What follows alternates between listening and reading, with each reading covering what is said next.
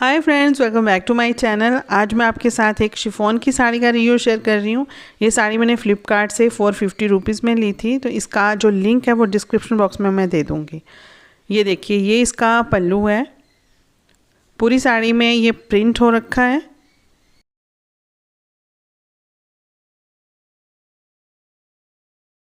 पल्लू से मैच करते हुए दोनों साइड में बॉर्डर्स हैं, अपर साइड में भी और बॉटम में भी। तो ये देखिए, ये जो बॉर्डर बॉटम में है ना, वो थोड़ा चौड़ाई में ज़्यादा है और अपर साइड का थोड़ा चौड़ाई में कम है। तो जो फैब्रिक है इसका बहुत ही सॉफ्ट है।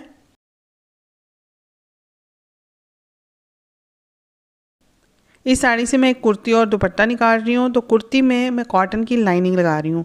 तो ये मैंने इस वक्त लाइनिंग ली है। ये डबल फोल्ड करके मैंने लाइनिंग रखी हुई है, लेंथ वाइज ये लाइनिंग बिछाई हुई है।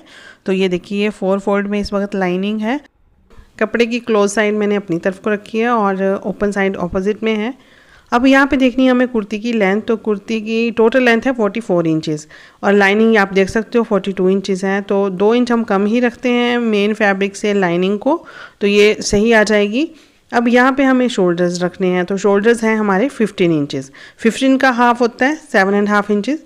यहाँ पे हमें शोल्डर 7.5 इंच रखने हैं अगर तो हमारा नेक जो है 4 इंचेस से कम है, 4 इंचेस है या फिर 4 इंचेस से कम है, तो हमें जो हमारे शोल्डर्स हैं पूरे रखने हैं जितने भी हमारे बनते हैं।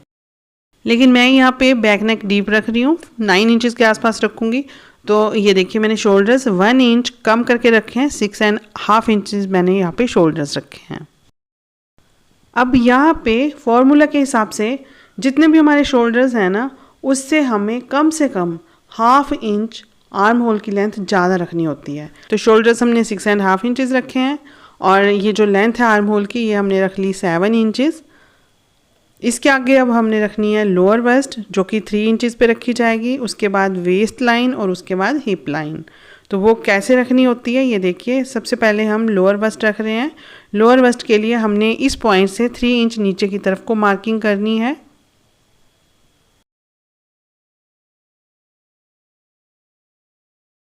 वेस्ट लाइन की मार्किंग करने के लिए शोल्डर पे टेप को इस तरह से रखेंगे और नीचे की तरफ 14 या फिर 14.5 इंचेस पे मार्किंग करेंगे।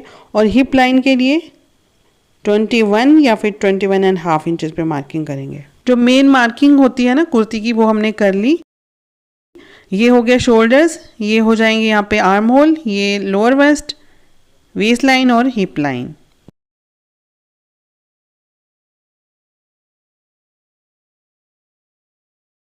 अब ये जो लाइन है ना, ये हमारी आर्म होल की भी लाइन है और साथ के साथ ही अपर वेस्ट की भी लाइन है। लेकिन अब हम यहाँ पे लोअर वेस्ट की मार्किंग करेंगे पहले। तो लोअर वेस्ट जो है हमारी 40 इंचेस है तैयार जो है। 40 का हम 4th पार्ट निकालेंगे जो कि होता है 10 इंचेस में हम ½ इंच लूजिंग के लिए रख लेते हैं। इस लाइन पे हम करते हैं कमर की मार्किंग। तो कमर है 36 इंचेस। 36 का 4th पार्ट निकाला हुआ 9 में भी ½ इंच ऐड कर लिया। हिप है 40 इंचेस, तो 40 का 4th पार्ट निकाला हुआ 10 में ½ इंच ऐड कर लिया। तो यहाँ पे 10.5 इंचेस पे मार्किंग कर ली। तो ये हमारी फिटिंग की मार्किंग हो गई है। लेकिन अब अपर वेस्ट जो है उसकी मार्किंग करनी है हमने। तो ये देखिए, ये हमारा 10.5 इंचेस आया ना, तो हमने ऊपर की तरफ अपर वेस्ट जो है वो इतनी नहीं रखनी है, ½ इंच कम करके रखनी है। तो ½ इंच कम किया तो हुआ 10 इंचेस पे मार्किंग कर ली। आपका कोई भी साइज़ हो, आपको यहाँ पे ½ इंच कम करके ही मार्किंग करनी है। तो यहाँ पे बिल्कुल भी झोल नहीं आएगा स्लीव्स में और फिटिंग बहुत अच्छी आती है।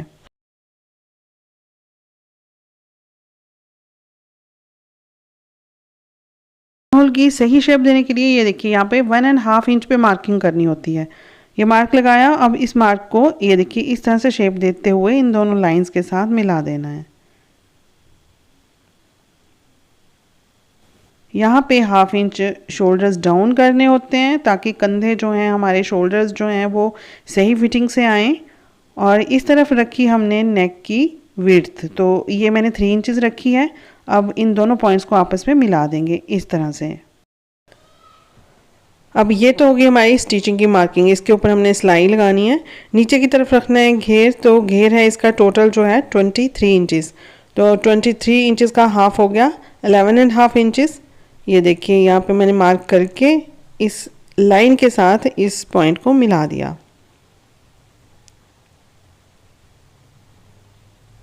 अब यहाँ पे हमें मार्जिन रखना है। सिलाई करने के बाद हमें मार्जिन भी चाहिए होता है, कभी कुर्ती की फिटिंग जो है थोड़ी लूज़ करनी है तो उसके लिए ये देखिए मैंने 1.5 इंचज़ पे मार्जिन रख लिया है। अब इन सभी पॉइंट्स को आपस में मिला देंगे।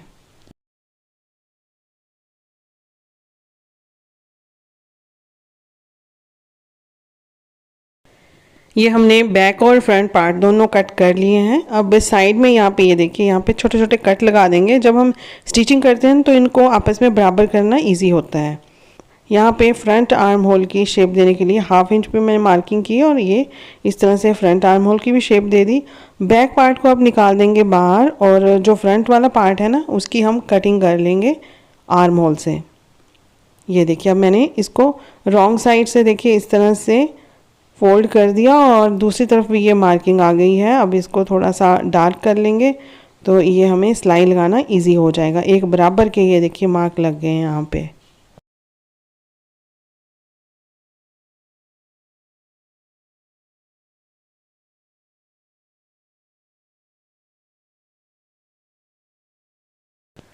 ये फ्रंट आर्म होल की भी मैंने कटिंग कर ली है। अब हमने मेन फैब्रिक की कटिंग करनी है।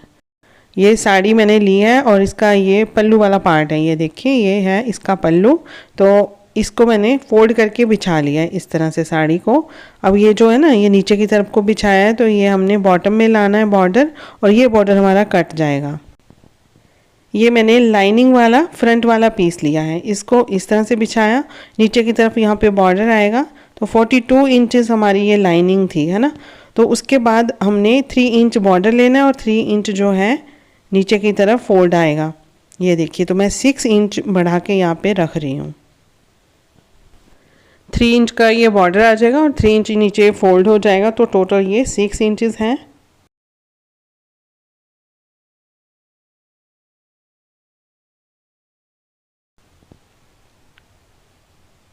बस अब इस लाइन के ऊपर इस तरह से कटिंग कर लेंगे।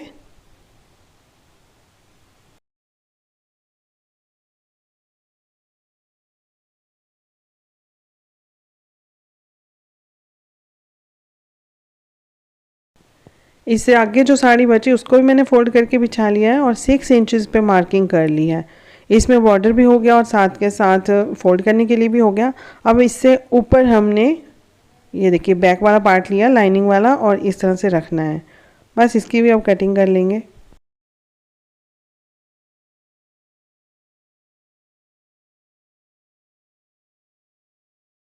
अब इसके बाद जो हमारे पास साड़ी बच गई है उससे हमने दुपट्टा और स्लीव्स निकालनी है। तो पहले मैं दुपट्टा निकाल रही हूँ। ये देखिए 1 मीटर मैंने ये ले लिया और ये हो गया 2 मीटर। 2 मीटर एंड 15 इंचज़ का मैं दुपट्टा रख रही हूँ, तो ये हो गया 15 इंचज़। अब यहाँ पे मैं मार्किंग कर लूँगी और यहाँ से ये कट करके मैं दुपट्टा अलग कर दूँगी यहाँ से। ये देखिए इस मार्किंग के ऊपर मुझे कटिंग करनी है और ये स्लीव्स हो जाएंगी। और कटिंग करने के लिए भी ये देखिए पैटर्न इनका बहुत अच्छा बना हुआ है। अब इसी के ऊपर मैं स्ट्रेट लाइन ये देखिए यहाँ पे बिल्कुल स्ट्रेट कट कर दूंगी, तो ये दुपट्टा हमारा रेडी हो जाएगा।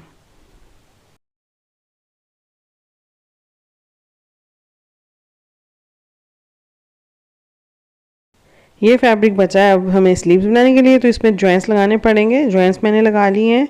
ये देखिए दोनों स्लीव्स में बैक की तरफ ये जॉइंट्स लगाए हैं, फ्रंट में नहीं है ये। इनको मैंने फोल्ड करके इस तरह से रख लिया है। लेंथ मैंने इसकी प्रॉपर रख ली है, मतलब जो स्टार्टिंग है ना इसकी बॉटम है उससे मैंने इसको फोल्ड कर लिया है। और यहाँ पे मैं 3 इंच पे मार्किंग कर रही हूँ। जैसे कि आर्म होल की जो शेप देने के लिए ये एक फार्मूला है, तो 3 इंचज़ पे मैंने ये मार्किंग कर ली। अब 2.5 इंचज़ पे यहाँ पे मार्क किया, क्योंकि यहाँ से हमने शेप देना स्टार्ट करना होता है। ये शेप हमने देनी है 8 इंचज़ तक, क्योंकि 40 इंचज़ हमारी वस्ट है। 40 का 5th पार्ट निकालेंगे तो आता है 8, तो हम यहाँ पे 8 इंचज़ पे मार्क कर लेंगे। तो कोई भी आपका साइज़ है ना, आपको यही फार्मूला अप्लाई करना है। स्लीव्स की जो मोरी है वो रख ली हमने 5.5 इंचज़ और इन पॉइंट्स को इस स्केल के साथ इस तरह से हमने मिला दिया। आप फ्री हैंड से भी मिला सकते हो इसी तरह से।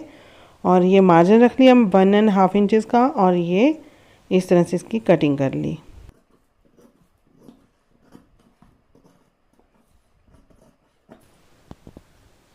ये जो जॉइंट्स लगाए थे ना हमने, ये बैक साइड में आ गए हैं।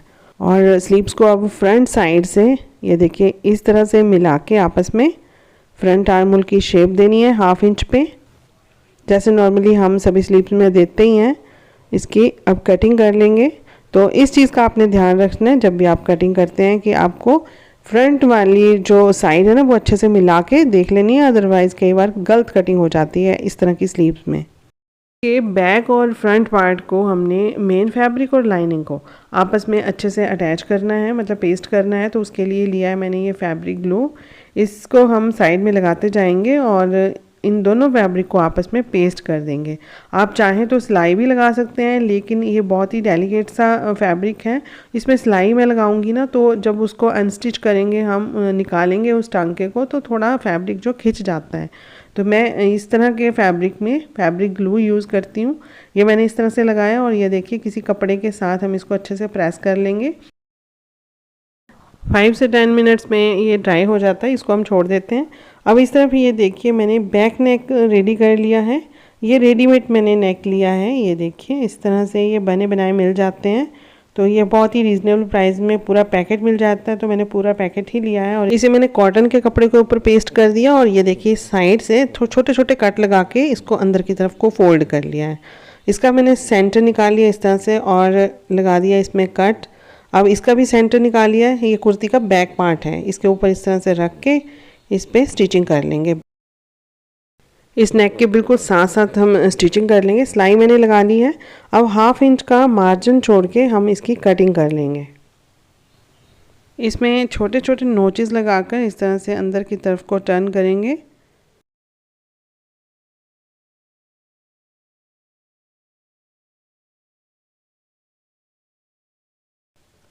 फ्रंट नेक लाइन बनाने के लिए मैंने यहाँ पे फ्यूज़ पेपर लिया है, डबल करके इसकी विड्थ है 6 इंचेस और लेंथ ली है 16 इंचेस।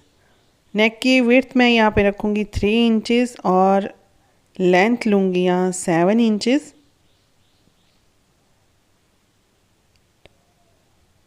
यहाँ से भी 3 इंचेस पे मार्क किया और एक बॉक्स बना लेंगे इस तरह से। ये नेक की शेप दे दी, राउंड शेप दी है मैंने यहाँ पे। नीचे की तरफ जो नेक लाइन है वो मैं रखूँगी 14 इंचेस पे। ये देखिए 14 इंचेस पे भी मार्क कर लिया। यहाँ पे भी एक लाइन लगा ली। अब यहाँ से 1 इंच पे ये देखिए नीचे तक मार्क कर लेंगे। इन पॉइंट्स को आपस में मिला दिया। ये जो हमने शेप दी, अब इसके 2 इंच के डिफरेंस पे हम एक और मार्किंग कर लेंगे।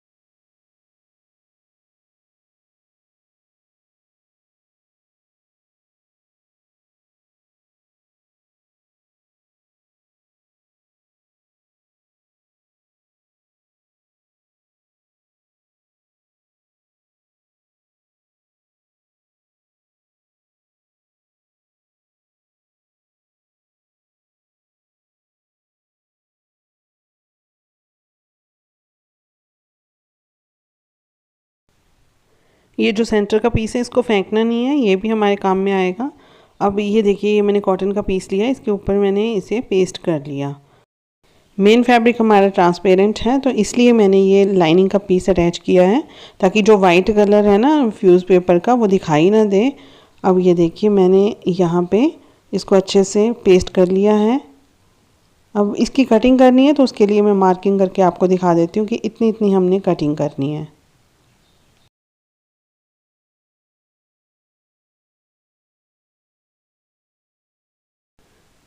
इसकी कटिंग मैंने कर ली और साइड में छोटे छोटे कट्स लगाए हैं और इसको फोल्ड करके अंदर की तरफ को इस तरह से आयरन कर दिया है। यहाँ पे हम सिलाई लगा लेंगे। अब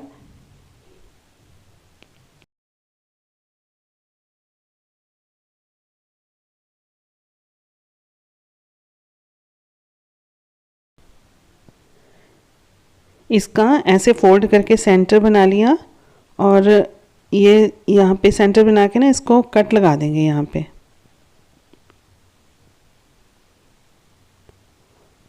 अब इसको हमने कुर्ती के फ्रंट वाले पार्ट पे अटैच करना है, तो उसके लिए ये देखिए फ्रंट वाला पार्ट लिया, इसकी रॉन्ग साइड ऊपर को रखी है, इसका भी सेंटर निकाल लिया हुआ है। अब यहाँ पे हम सिलाई लगा लेंगे इस नेक के ना, इस फ्यूजिंग पेपर के साथ साथ हम सिलाई लगाएंगे इसके ऊपर।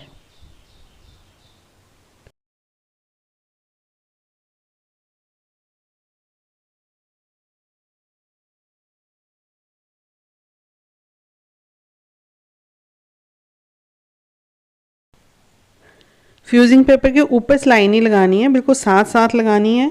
और सिलाई लगाने के बाद 1/2 इंच का मार्जिन छोड़ के ये जो अंदर मार्जिन है ना, इसको कट कर देंगे। ये छोटे छोटे नोटिस लगा के इसको अंदर की तरफ को टर्न करना है।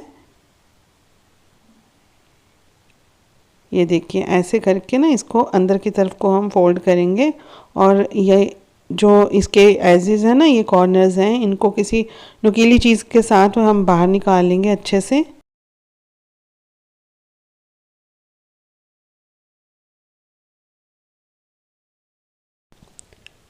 कुर्ती को थोड़ा फैंसी टच देने के लिए मैं नेकलाइन पे और स्लीव्स के ऊपर ये गोल्डन कलर की लेस अटैच करने वाली हूँ। तो ये मैं इस तरह से साइड पे ये लेस भी अटैच कर दूंगी और साथ के साथ ये सिलाई भी लग जाएगी नेकलाइन की। आपको जैसा भी पैटर्न पसंद हो आप यहाँ पे अपने अकॉर्डिंग बना सकते हो। लेस को खींच के स्टिच नहीं करना है, बिल्कुल ढीला छोड़ के इस पे सिलाई लगानी है, नहीं तो फिनिशिंग नहीं आएगी।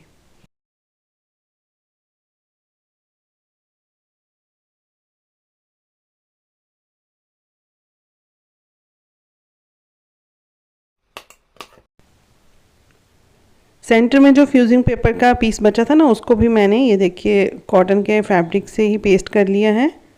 और उसके बाद अब उसके ऊपर एक और फैब्रिक हम इस तरह से रख के स्टिच कर लेंगे। इसको अंदर की तरफ ऐसे रख के इसके ऊपर फिर से सिलाई लगा लेंगे चारों तरफ।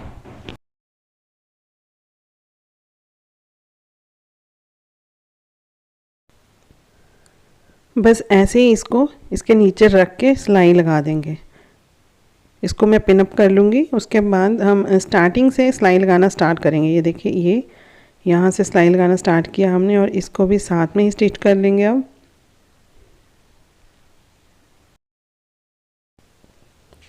इसके सेंटर में हम बटन्स लगा सकते हैं, लेकिन बटन्स की जगह पे मैंने इसी लेसेस से फ्लावर्स बनाए हैं। और ये फ्लावर्स हमने बनाने कैसे हैं, ये देखिए 2 इंचेस की मैंने लेस कट की है यहाँ पे।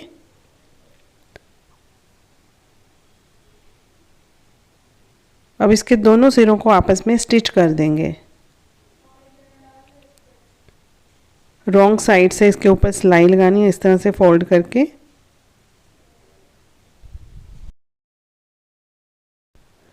दो तीन बार सिलाई लगा के इसको हम पक्का कर लेंगे और राइट साइड से इसको टर्न कर लेंगे। ये देखिए ये एक फ्लावर की तरह ही बन चुके हैं, लेकिन अभी हमने क्या करना है, सुई धागा लेके जैसे हम किसी कपड़े में प्लीट्स डालते हैं ना, बस टांके लगाते हैं और उसको इकट्ठा कर देते हैं धागे को, उसी तरह से करना है।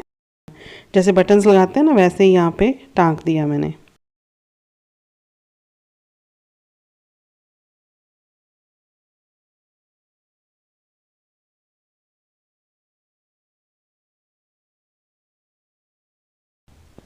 फ्रंट नेक लाइन भी हमारी रेडी हो गई है। अब ये देखिए जो बैक वाला पार्ट है ना, इसको शोल्डर से इसके साथ अटैच कर देंगे।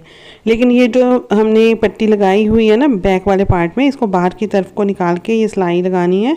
फिर इसके बाद जब हम तुरपाई करेंगे तो बहुत अच्छे से फिनिशिंग से ये नेक हमारा रेडी होगा। शोल्डर्स अटैच करने के बाद अब स्लीव्स भी अटैच कर लेंगे। स्लीव्स के ऊपर आप देख सकते हो मैंने लेस अटैच कर दी हुई है, वैसे ही आगे बॉर्डर आ गया और पीछे ये लेस आ गई है। साइड की सिलाई भी मैंने लगा दी है, फिटिंग की जो सिलाई है। उसके बाद ये देखिए स्लिट्स में जो फोल्डिंग करते हैं ना हम, वो भी मैंने फोल्ड लगा दिए हैं और आयरन कर दिया है इस पे अच्छे से। जितना भी हमने मार्जिन रखा था ना उतना यहाँ पे फोल्ड लगा देना है। और अभी मैंने इसकी तुरपाई करनी है।